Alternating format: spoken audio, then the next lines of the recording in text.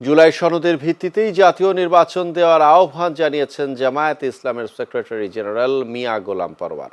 তিনি বলেন, 2 বছর পরে নির্বাচিত সরকার জুলাই সনদ বাস্তবায়ন করবে, এমনটা করার সুযোগ নেই। আজ জাতীয় প্রেস ক্লাবে জুলাই গণঅভ্যুত্থানে ছাত্র, শিক্ষক, জনতার অবদান ও করণীয় শীর্ষক এক আলোচনা সভায় কথা বলেন তিনি।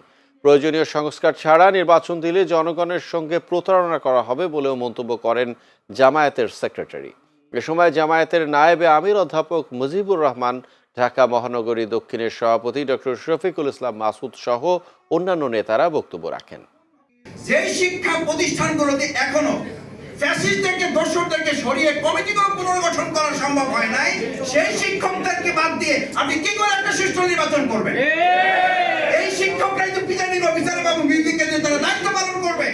আমরা বলেছি সকল দল একমত, গুরুত্বপূর্ণ ঐক্যমত্য যেসব ইস্যুতে তৈরি হবে এইগুলোকে একটা চার্টার তৈরি করে, জুলাই চার্টার নামে, জুলাই সনদ নামে এটাকে আরেকটা দলিল বানাতে হবে। এটারও একটা আইনি ভিত্তি দিয়ে, এইটার ভিত্তি দিয়ে আগামী নির্বাচন করতে হবে। সেই নির্বাচন হবে নিরপেক্ষ, অবাধ, ক্রেডিবল, ফ্রি এবং ফেয়ার। অনেকে আছে এই বিচারের দিকে খেয়াল নাই, তারা চায় যেমন তেমন করে নির্বাচন হয়ে তারা ক্ষমতায় যেতে পারলেই হয়।